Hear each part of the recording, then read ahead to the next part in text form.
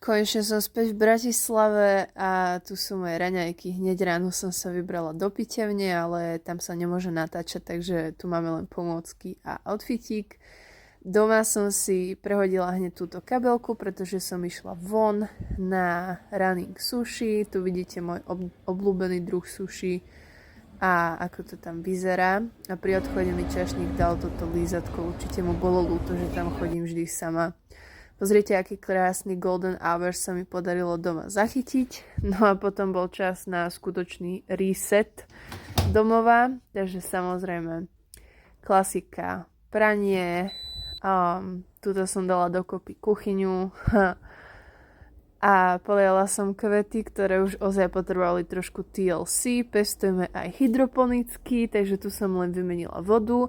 A potom som použila môj obľúbený Notion. Tu už som si zapisovala časy, aby som nezabudla prísť na skúšky a na dohodnuté aktivity s kamoškou. A tam boli moje financie.